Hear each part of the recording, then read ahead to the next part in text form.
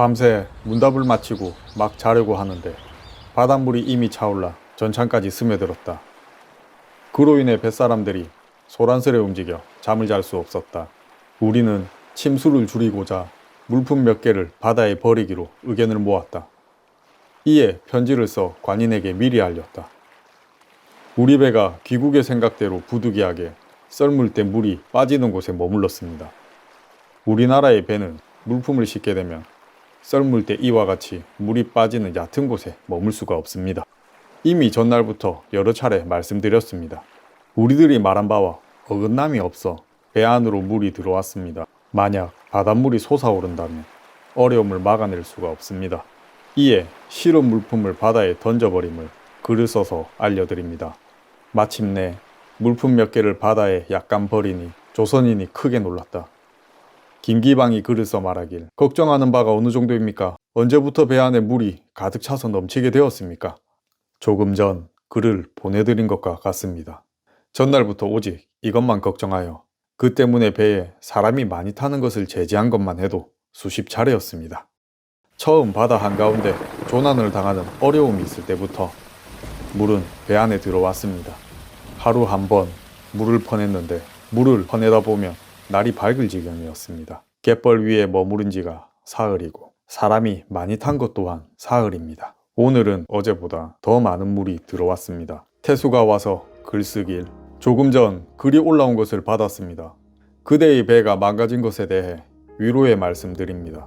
비록 인력이 미칠 수 있는 바는 아니나 주인된 마음이 매우 편치 못합니다.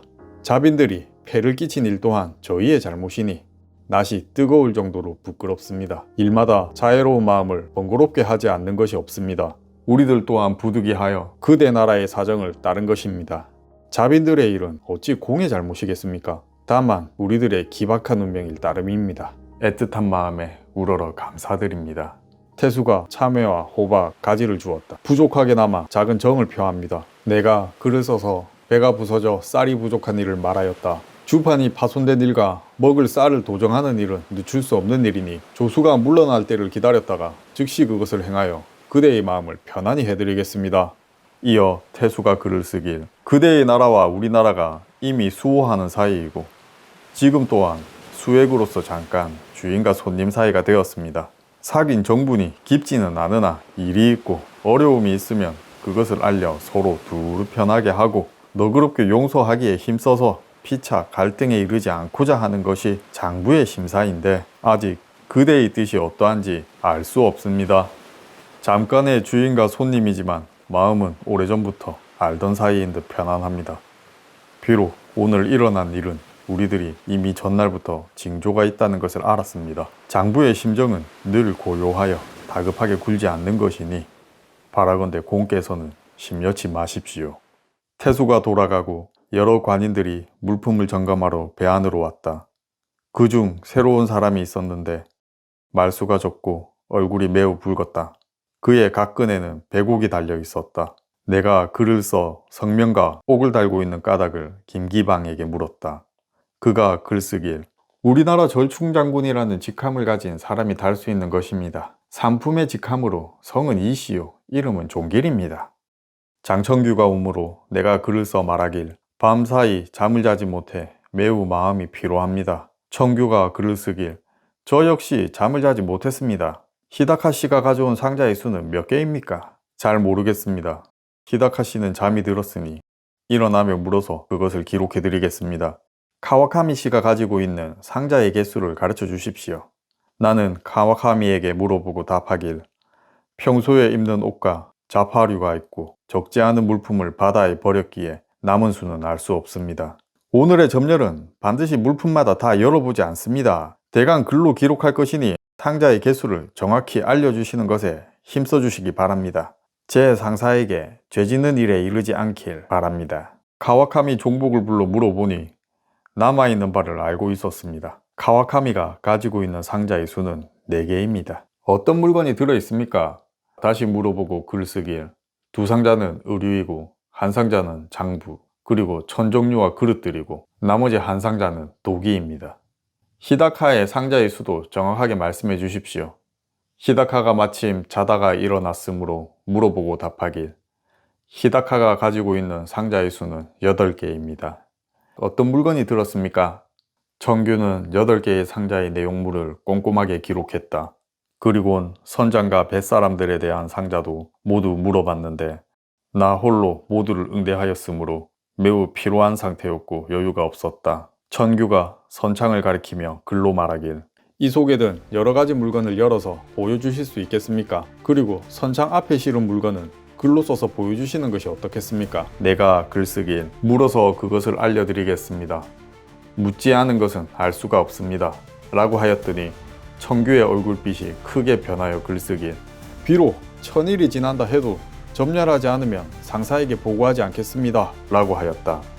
나를 책망하는 듯한 말투가 마음에 들지 않았다. 더불어 종복들이 명을 따르지 않으므로 물건의 종류를 열어보는데 크게 어려움이 있었다.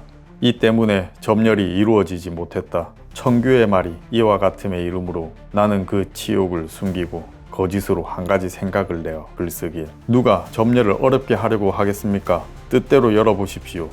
만약 연고가 있어서 우리를 붙잡아 두시더라도 이에 있어서 도리에 합당하다면 1000일, 만일을 걸려도 꺼리지 않을 것입니다.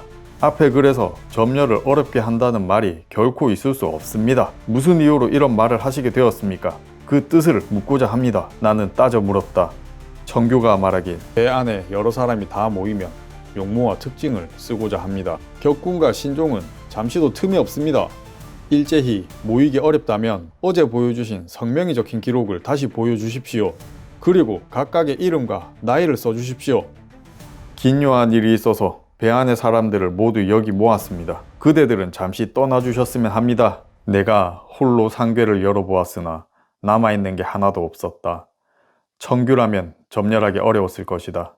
어제 태수가 이미 그것을 책망하였는데 오늘 청규도 화가 나서 하는 말이 이와 같았다.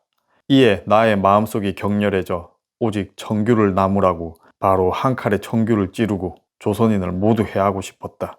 먼저 청규로 하여금 자리에서 물러나게 하였다. 두 사람과 뱃사람들 모두 의논하였으나 결론이 나지 않았다. 돌이켜보니 이제까지 사흘을 자지 못해 노하고 근심하느라 바른 생각을 하지 못했던 것 같았다. 이에 스스로 그 자리를 피하여 선루에 올라서 다시 그 과정을 생각하니 청규와 관련이 없음을 깨닫고 마침내 그만두었다. 때마침 우후 김기방이 선루에 올라와서 배에 물이 스며든 일을 물었고 또한 뱃사람들을 모아 용모와 특징을 기록하였다. 오늘 아침부터 개인의 물품 중에서 골라 바다에 버렸다. 이동형이 급히 우리 배 위로 올라와서 손을 휘둘러 그것을 제지했다. 그러나 내 명령을 지키려고 우리 뱃사람들은 멈추지 않았다. 동형이 크게 근심하며 묻길, 앞칸에 있던 도자기들을 던져버리셨던데 그 이유가 무엇입니까? 이 배는 우리 제후의 배입니다. 배가 부서지렸는데 재물을 아낄 때가 아닙니다. 이에 조선 관인이 물품 버리는 것을 금하지 않았다. 몇 척의 배가 돌면서 우리가 버린 물품을 주어 모래사장 위에 모아두었다. 이때 선장이 와서 말하길, 물건을 버리는 것은 배를 온전히 하려는 계책이기는 하지만 곡물들이 아직 배 위에 있습니다. 이를 버리지 않으면 아래에 실려있는 것을 버릴 수 없어 배가 위태로워질 것입니다. 이에 태수에게 편지를 썼다. 오늘 아침부터 개인 물품은 바다로 던져버렸으나 에라부지마가 바치는 곡물은 그렇게 할 수 없습니다. 곡물은 원래 보내야 할 곳이 정해져 있습니다. 이런 이유로 곡물을 버리지 못하니 바닷가에 모래 위에 두는 것을 허락해 주시겠습니까? 잠시 후 태수가 다시 왔다. 이때 바닷물이 빠져 배가 모래바닥에 내려앉았다. 태수가 직접 배의 상태를 두루 살피고 배에 썩고 파손된 부분을 가리켰다. 배의 상태가 상한 곳이 많아 쉬이 부서질 듯합니다. 이에 서쪽 바다로 이동하여 정박하는 것이 좋을 듯합니다. 산과 땅이 바람을 막아주니 배가 손상되는 걱정은 조금은 덜 수 있을 것입니다. 밀물때가 되면 배를 옮기시는 건 어떻겠습니까? 이에 선장 마츠모토를 보내어 좋고 나쁨을 볼 수 있도록 해주길 청하였다. 조선 군졸 5명이 호위하고 인도하여 선장 마츠모토는 서쪽만을 볼 수 있었다. 그가 다녀와 내게 말하길, 여기보다는 낫습니다 라고 하였다. 물이 들어오기 시작하여 나는 조선배에 우리 배를 묶어 끌어주길 요청하였다. 잠시 후 작은 배 15척이 우리의 뱃머리와 뱃고물에 줄을 메었다. 큰 소리를 내며 배를 당기기 시작하니 우리 배가 한자리에서 돌기만 하고 앞으로 나아갈 수는 없었다. 우리 뱃사람이 선루에 올라 손짓으로 지휘하였는데 좌우에 선 조선 관인들도 큰 소리로 지휘하여 정신이 없었다. 이에 조선 관인이 말하길 바닷길에 익숙한 것은 우리들이니 마량진 사람들에게 일임하시는 것이 어떠하겠습니까? 하여 우리 뱃사람들은 주의를 하지 않았다. 잠깐 사이에 오목한 정박지에 도착하였다. 곧 글을 써서 감사를 표하였다. 카와카미가 병을 앓은 지 오래되었는데 복용하는 약이 없었다. 그래서 가지고 있던 광동 인삼을 밤낮으로 달여서 그것을 먹였다. 히다카도 종기가 생겨 고생하고 있었다. 그런 이유로 의원을 요청했었는데 야기가 아닌 치미가 왔다. 히다카와 카와카미는 침으로 나을 병이 아님을 알고 있었기에 치미가 왔다는 소리에 진료를 거절했었다. 두 사람의 병이 걱정되었던 태수는 배 안으로 들어가 직접 병세를 물어보고 싶다며 허락을 청하였다. 나는 태수와 함께 배 안으로 들어왔다. 태수는 카와카미의 베갯머리에 아직 다리지 않은 인삼을 보고 복용법을 물어봤다. 이것은 광동 인삼이라고도 하고 양산 인삼이라고도 하는데 이것을 얇게 썰어 달여 그것을 복용합니다. 연이어 태수가 물었다. 배에 물이 차는 것은 전에 비해 조금 줄었습니까? 내가 선장에게 물어보니 3분의 1이 감소하였다고 하였다. 태수가 말하길 여러 날 동안 정신없이 응대하느라 매우 피곤하지 않으십니까? 비록 정신을 차리려고 힘썼으나 어제는 잠을 자지 못했습니다. 힘들지 않다고 말하고 싶지만 도무지 그럴 수가 없습니다. 매우 실례인 것 같지만 솔직한 심정을 썼으니 바라건대 웃지 말아 주십시오. 야스다는 장청규 때와는 다르게 태수에게 솔직한 심정을 드러내며 조금씩 호감을 가지는 모습을 보여줍니다. 해가 지려고 하는데 한 관인이 새로 왔다. 내가 태수와 더불어 선루에 올랐더니 태수가 자리를 양보하고 앉았다. 그 사람은 온윤하고 정아하였다. 붓을 적셔 조용히 글을 써 나에게 보여주었다.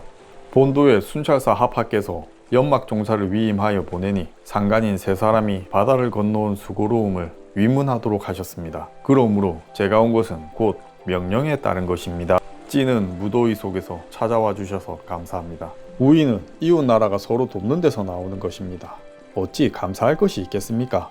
사시는 곳은 이미 들어서 알고 있습니다. 연세가 어떻게 되십니까? 관직은 어느 위치에 있고 부모님은 집에 계십니까? 그리고 자녀는 어떻게 됩니까? 저의 나이는 30살입니다. 관직은 에라부지마 대관 부역직입니다. 3년의 임기를 마치고 복귀하는 길이었습니다. 저의 가치는 살아계시고 저의 어머니는 제가 5살이 되던 해에 돌아가셨습니다. 그러나 계모가 계시는데 생모와 다를 바 없습니다. 자녀는 1남 2녀를 두었습니다. 나에게 질문을 한 그는 충청도 순찰사 비장 이응호이다. 그가 명을 받고 이리로 급하게 오는 바람에 몸이 좋지 않아 우리는 내일 만나길 약속하고 태수, 비장이 모두 돌아갔다. 배에 물이 넘쳐났던 이날부터 조선 군졸 2명이 밤마다 우리 배에서 숙직을 섰다.